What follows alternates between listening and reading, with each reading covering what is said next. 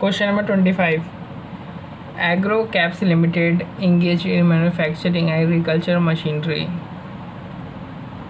Agro caps limited जो कि engaged है एग्रीकल्चर मशीनरी के मैन्युफैक्चरिंग में, वो प्रिपेयर करता है अपना एनुअल बजट अब आने वाले साल का।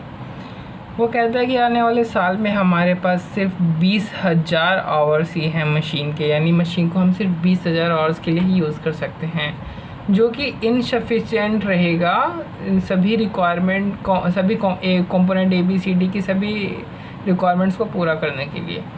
ठीक है, यानी लिमिटिंग फैक्टर कौन सा है इसमें? Machine hours.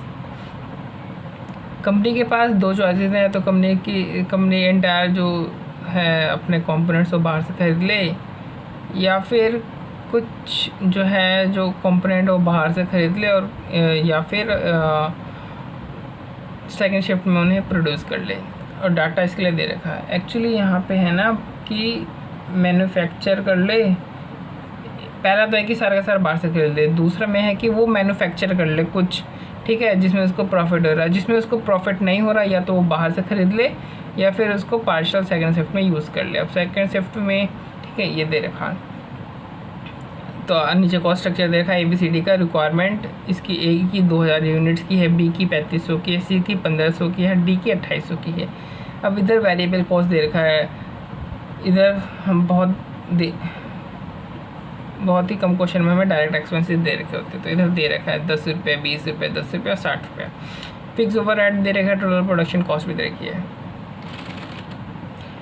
फिर नीचे क्या रखा है कि direct expenses related to the use of metal presses which cost ₹10 per hour to operate. जो डायरेक्ट एक्सपेंसेस हैं वो हर एक घंटे के लिए लगते हैं, हर एक घंटे पे 10 रुपये लगते हैं, और वो मशीन आवर्स के हिसाब से लगते हैं। यानी अगर यहाँ पे डायरेक्ट एक्सपेंस 10 रुपये लगे हैं, तो यहाँ पे कितना घंटा यूज़ हुआ है? 10/10 1 घंटा। अगर यहाँ पे डायरेक्ट एक्सपेंसेस 20 रुपये लगे, तो यहाँ पे कितना घंटा यूज़ हुआ है? ठीक है, 20 रुपये लगे हैं, घंटे की कीमत 10 रुपये है, तो 2 घंटा मशीन आवर यूज़ हुआ है।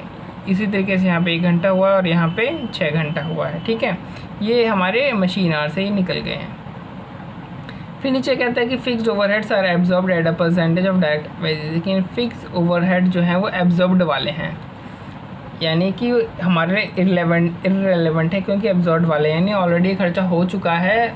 अब यहाँ पे इस वाले कॉस्ट स्ट्रक्चर में ये लोग एब्जॉर्ब करने की कोशिश कर रहे हैं इसको। सप्लाई ऑफ ऑल और any part of the total requirement can be obtained, मतलब बाहर से जो है हम कंपोनेंट A 60 रुपये में खरीद सकते हैं, कंपोनेंट B 59 रुपये में खरीद सकते हैं, कंपोनेंट C 52 रुपये में, कंपोनेंट D 168 रुपये में खरीद सकते हैं। फिर सेकंड शिफ्ट की बात बोली गई है कि जो सेकंड शिफ्ट है उसमें जो डायरेक्ट वेजेस है वो 25% से इंक्रीज जाएंगे, यानी जो, क्योंकि देखो हमारे पास टोटल अवेलेबल मशीन आवर्स कितने, 20,000 आवर्स ही, तो 20,000 आवर्स से अगर हम एक्स्ट्रा मशीन चलाना चाहते हैं, तो उसके लिए जो डायरेक्ट वेजेस है, जो डायरेक्ट लेबर है, उनकी कीमत 25% से बढ़ जाएगी, नहीं 125 रुपये पर आवर हो जाएगी उनकी कीमत। ठीक है, per unit, sorry 125% per unit हो जाएगी। फिक्स ओवरहेड जो है वो हर 1,000 आवर्स यानी या फिर 1,000 के पार्ट के लिए 500 रुपये हो जाएगी। यानी अब देखो यहाँ पे तो हमने फिक्स ओवरहेड को हमने इररिलेवेंट बता दिया था, बट यहाँ पे चूँकि हमें एक्स्ट्रा हम मशीन आवर्स को यूज़ करें, इसलिए ये फिक्स ओवरहेड जो है ये हमारी अलग से लगेगी। ये वाली फिक्स ओवरहेड नहीं है, ये अलग है, यानी एडिशनल फिक्स्ड कॉस्ट एक्सपेंसेस है, इसे हम काउंट करेंगे। ठीक है, ये काउंट किया जाएगा। सेकेंड शिफ्ट में हम हर 1,000 आवर्स और पार्ट देयर ऑफ के लिए 500 रुपीज़ लगेगी। अब ये बोला कि कौन कौन से हमें मैन्युफैक्चर करने चाहिए, कौन से मैन्युफैक्चर नहीं करने चाहिए। तो सिंपल सी बात है, अगर हमें बाहर में सस्ते में मिल रहा है, घर में बनाने की कीमत ज़्यादा पड़ रही है, तो हम बाहर से ख़रीदेंगे। अगर घर में सस्ता बना तो घर में खरीदेंगे। तो पहले सवाल का तो आंसर यही होगा कि हम पता करेंगे कि क्या जो ABCD जो कंपोनेंट है उनकी जो कीमत है वो बाहर सस्ती पड़ रही है, घर में सस्ती पड़ रही है। कह रहे हैं कि कौन से कंपोनेंट कौन सी क्वांटिटी में मैन्युफैक्चर करने चाहिए। तो देखते पहले कौन कौन से कंपोनेंट है मैन्युफैक्चर हमें करना चाहिए। ठीक है, वो देखते हैं पहले। तो इसके लिए हम कौन सा मैन्युफैक्चर करेंगे, तो जिसकी इन हाउस कॉस्ट सस्ती पड़ेगी आउटसाइड कॉस्ट से। देखते हैं, कंपेयर करते हैं कि ABCD की जो इन हाउस कॉस्ट है और आउटसाइड कॉस्ट को कंपेयर करके कि कौन सी सस्ती पड़ती है। अच्छा, आउटसाइड प्राइस कितनी है इसकी, ये 60 रुपये मिल जाएगी, ये 59 रुपये में मिल जाएगी, 52 रुपये में 168 रुपये मिल जाएगी। इन हाउस कॉस्ट कितनी है, direct material, direct labour, direct expenses हमने इधर धर दिया। तो टोटल हमारी आ रही है A की 57, B की 55, C की 57, D की 154। अब इन दोनों को कंपेयर करो तो देखो A वाले में 3 रुपये की सेविंग हो रही है, अगर हम घर में बनाते हैं तो 3 रुपये सस्ते बना देंगे। B में 4 रुपये सस्ते बना देंगे। C वाले में अगर हम घर में बनाएंगे तो हमें 5 रुपये महंगा पड़ जाएगा, यानी C वाला हम चूँकि महंगा पड़ेगा तो हम इसे बाहर से खरीद लेंगे। ठीक है, यहीं पे हमें पता चल गया कि हमें बाहर से खरीदना है इसे। और D को कंपेयर करो 168 140 से, तो 24 रुपये का मुनाफा हो रहा है, 24 रुपये सस्ता हम घर में बना रहे हैं। ये A, B और D हम घर में बनाएंगे। ठीक है, तो ये जो यहाँ पे जो सवाल हमसे पूछा था विच कंपोनेंट जो घर में बनाना है, तो हमें पता चल गया A, B, D। और फिर एक सवाल हमसे इसी में और पूछा कि और कौन कौन सी क्वांटिटी में बनाना है। ठीक है, तो देखते हैं कौन कौन सी क्वांटिटी में हम इसे बनाएंगे। तो हमारे पास सेविंग्स आ गई, इतना हमारी सेविंग्स हो रही है A, B और D में। बट ये A में जो सेविंग हो रही है ये कितने घंटे में, कितने मशीन आवर्स में हमारी सेविंग्स हो रही है 3 रुपये की। B में कितने मशीन आवर्स में हो रही है, D में कितने मशीन आवर्स में हो रही है, वो पता नहीं है। ठीक है, तो हमने जिस तरीके से यहाँ पे जैसे मशीन आवर्स नहीं निकाला था डायरेक्ट एक्सपेंसेस का यूज़ करके, मशीन आवर्स निकाल लेते हैं कि इसमें 1 घंटा लगेगा, इसमें 2, इसमें 1, इसमें 6 घंटा लगेगा। उसी तरीके से हमने एक बार फिर यहाँ पे मशीन आवर्स निकाल रखे हैं। वही चीज़ है जो क्वेश्चन में, जो मैंने बुक में दिखाया वही है, सेम टू सेम। फिर अगर मशीन A में हमें 3 रुपये की सेविंग होती है, मशीन B में 4 रुपये की, मशीन D में 24 रुपये की सेविंग होती है एक यूनिट पे। और 1 यूनिट को बनाने में कितने घंटे लगते हैं, इसमें 1 आवर लगता है। यहाँ से उठाया देखो, 1 आवर लगता है, इसमें 2 आवर लगता है, इसमें 6 आवर लगता है। यानी 1 घंटे में जो मशीन है वो 3 रुपये बचा लेती है। कंपोनेंट A जो है वो 1 घंटे में 3 रुपये बचा लेती है। कंपोनेंट B 1 घंटे में सिर्फ 2 रुपये बचा पाती है, और कंपोनेंट D 1 घंटे में 4 रुपये बचा लेती है। तो सबसे ज़्यादा मुनाफा किसको बनाने में होगा, तो उस हिसाब से रैंक दे लेते हैं कि सबसे ज़्यादा मुनाफा हमें D करके दे रहा है, फिर हमें A करके दे रहा है, और फिर हमें B करके दे रहा है। तो हम सबसे पहले जो भी आवर्स हमारे पास अवेलेबल हैं उसमें सबसे पहले हम D को बनाएंगे, ताकि जितना ज़्यादा मुनाफा हम सबसे पहले सिक्योर कर पाएँ। उसके बाद A को बनाएंगे, उसके बाद B को बनाएंगे। ऐसे नहीं कि B को बनाएंगे, क्योंकि हम B को बनाएंगे तो हमारे पास मशीन आवर्स भी हमारे ख़त्म हो जाएंगे, हमें सिर्फ पर यूनिट 2 रुपये का मुनाफा होगा। अगर हम D को पहले बनाएंगे तो सारा का सारा तो हमें पर यूनिट 4 रुपये का मुनाफा होगा, इसलिए हम सबसे पहले D को बनाएंगे। अब इधर देखो,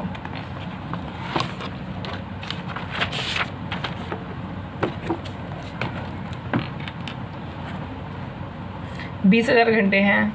ठीक है, D को बनाएंगे तो D की 2800 यूनिट बननी है, और 1 यूनिट को बनाने में 6 घंटा लगता है, यानी टोटल हमें 16,800 घंटे चाहिए। अब बचेगा हमारे पास 3200 घंटा।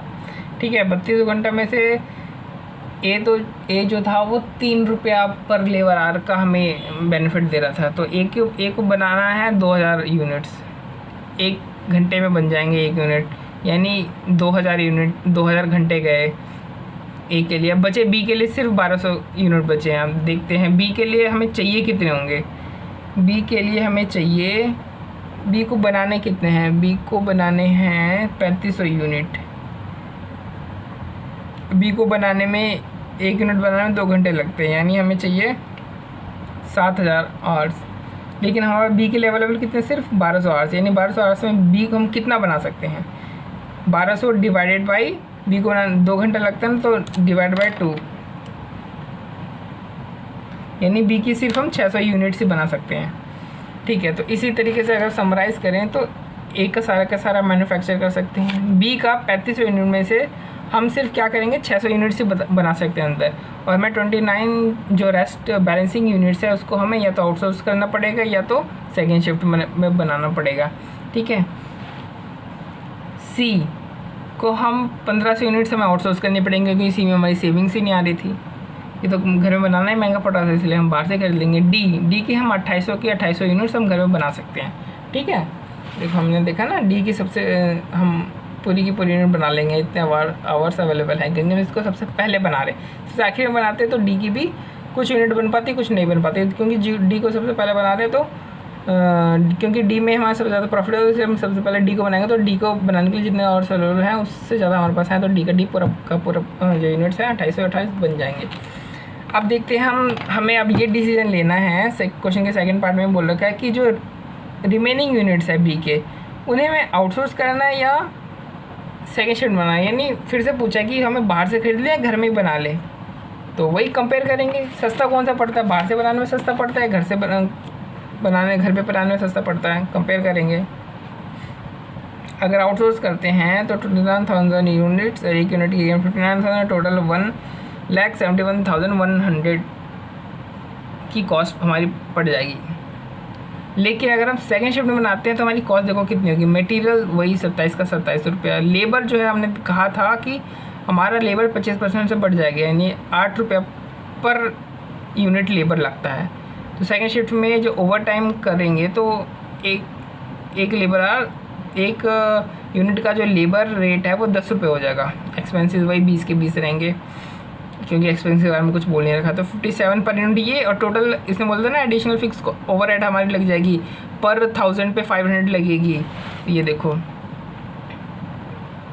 ये तो चलो टोटल को इसने इंटू कर दिया, टोटल वेरिएबल कॉस्ट को टोटल यूनिट से इंटू कर दिया तो टोटल वेरिएबल कॉस्ट आ गई। ठीक है, अब इसमें ऐड कर दिया फिक्स ओवरहेड जो लगनी थी।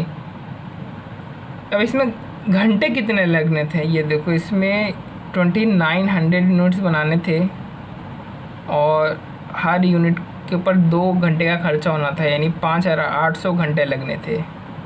तो इसमें कितने 1000 आवर्स हुए, 58,000 आवर्स हुए, मतलब 5800 आवर्स हुए, और हर 1000 आवर्स और पार्ट देर ऑफ पे 500 रुपये देना है। यानी कितने से इंटू करेंगे 500 को, 6 से करेंगे, क्योंकि जो 5 बार तो 1000 हो गया। देखो 1000 1000 1000 1000 1 2 3 4 1000 प्लस 800, तो इसके लिए 500, इसके लिए 500, इसके लिए फिर 500, इसके लिए 500 और इसके लिए 500, और ये जो पार्ट देर ऑफ बच गया 800 का, इसके लिए भी 500, यानी 1 2 3 4 5 6 6 हो गया ना, तो 6 इंटू 500 3000, टोटल इंटू कर देंगे तो 1,68,000 हो जाएगा, 68,000 हो जाएगा।